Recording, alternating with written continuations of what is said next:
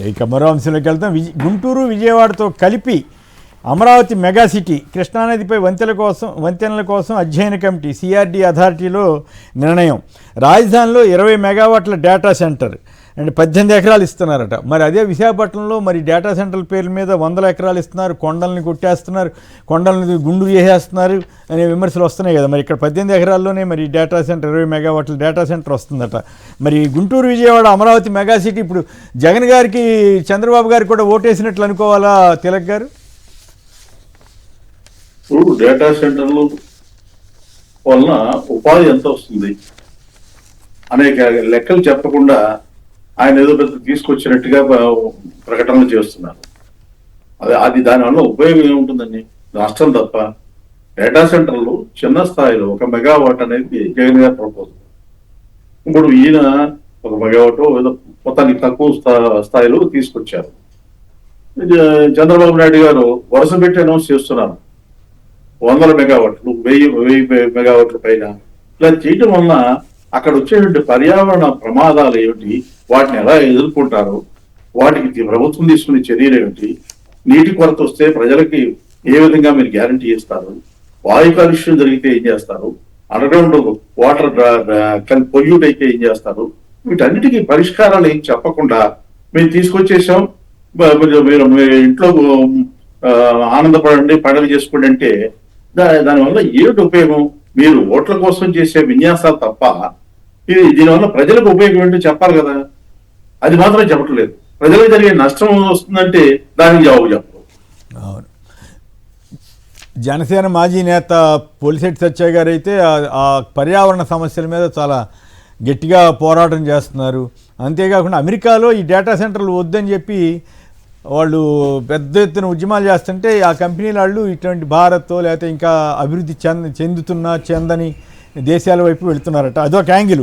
కానీ మీ అమరావతి అంటే విజయవాడ గుంటూరు కలిపి నిర్ణయం తీసుకున్నారట. మరి అంతకుముందేమో 29 గ్రామాలు అన్నారు. దాని మీద కూడా సంక్షిప్తంగా వ్యాఖ్యానిస్తారా? ఒక మాట మీద ఆయన ఎప్పుడు నిలబడ్డారంటే 29 గ్రామాలు ప్రపంచ స్థాయి రాజధాని నగరం నిర్మిస్తాను, 9 నవనగరాలు అని చెప్పారు. ఆ తర్వాత అది చిన్న మున్సిపాలిటీ అవుతుంది, ఇంకో 50,000 ఎకరాలు కావాలని. ఆ తర్వాత 1,75,000 ఎకరాలు అంటున్నారు. అసలు ఆయన ఒక మాట మీద ఎప్పుడున్నారు? ఆయన ఎంతసేపు రాజకీయం, కమర్షియల్ గా ఆదాయం, ఆయనకు వచ్చే వ్యక్తిగత ఆదాయం, ఈ రెండు తప్ప మరో ప్రజలకు ఉపయోగాల గురించి మాత్రం ఆయన ఆలోచించట్లేదు. రాజధాని అంటే ముందు అసెంబ్లీ సెక్రటేరియట్ కట్టేస్తే అయిపోతుంది కదా. మళ్ళీ కడుతున్నారు, అది సమస్య. అది కట్టేస్తే అయిపోతుంది కదా. ఎందుకు ఇన్ని సంవత్సరాల పాటు ఈ గోలంతా ఎందుకు, ఈ కాంట్రాక్ట్లు ఎందుకు, దానికి అసాధారణమైన రేట్లు ఎందుకు? ఇదంతా చూస్తే అవినీతి కేంద్రంగా అనేది మళ్ళీ ఇంకా పెంచుకుంటూ పోతున్నారు తప్ప మరొకటి కాదని. అయితే ఒకటి, జగన్మోహన్ రెడ్డి గారు మావిగన్ దెబ్బకి చంద్రబాబు నాయుడు గారు భయపడ్డారనేది మాత్రం చాలా స్పష్టంగా అర్థమవుతుంది. రైట్. నాగార్జున గారు,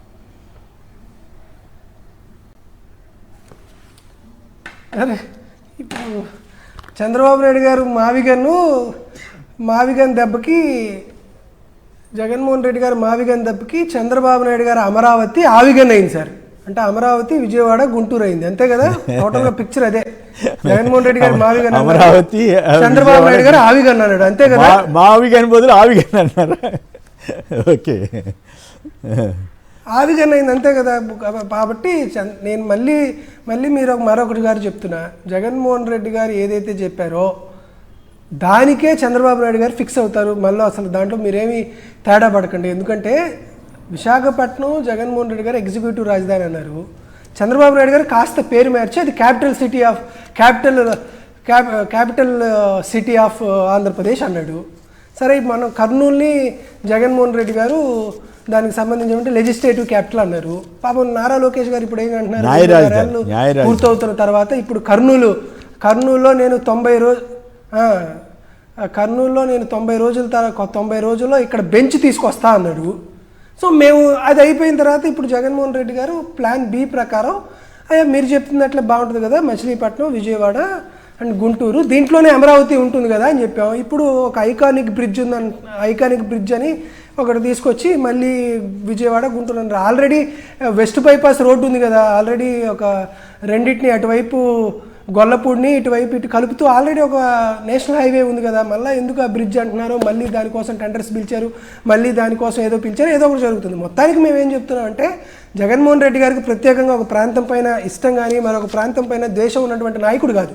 అమరావతినైనా, విశాఖపట్నాన్నైనా, కర్నూలునైనా అందరూ ఒక ఆంధ్రప్రదేశ్ రాష్ట్ర ముఖ్యమంత్రిగా ఒక తల్లి కడుపులో పెట్టినటువంటి బిడ్డల్లాగా అన్ని ప్రాంతాన్ని ఒకే దృష్టితో చూసేటువంటి ఒక గొప్ప గుణం జగన్మోహన్ రెడ్డి గారికి ఉంది. కాబట్టి ఖచ్చితంగా చంద్రబాబు నాయుడు గారి ఆవిగన్నన్నా, జగన్మోహన్ రెడ్డి గారి మావిగన్నన్నా ఆంధ్రప్రదేశ్ రాష్ట్రంలో ఒక గ్రీన్ఫీల్డ్ రాజధాని ఉండాలా, లేకపోతే అన్ని ప్రాంతాలను విస్తరిస్తూ ఒక సమకాలీనటువంటి ఆంధ్రప్రదేశ్ సామాజిక పరిస్థితులన్నింటినీ వారి యొక్క ఆలోచనని ప్రతిబింబించాలా, ఒకే విధమైనటువంటి అభివృద్ధి అన్ని ప్రాంతాలకు ఒక సమభివృద్ధిలో జరగాలనేటువంటి కాన్సెప్ట్తో జగన్మోహన్ రెడ్డి గారు ఎప్పుడూ ముందున్నారు. కాబట్టి ఖచ్చితంగా జగన్మోహన్ రెడ్డి గారు తీసుకున్నటువంటి నిర్ణయం పట్లే చంద్రబాబు నాయుడు గారు రావడం అనేది ఆంధ్రప్రదేశ్ రాష్ట్ర ప్రజలందరినీ గమనించవలసిందిగా కోరుతున్నాం.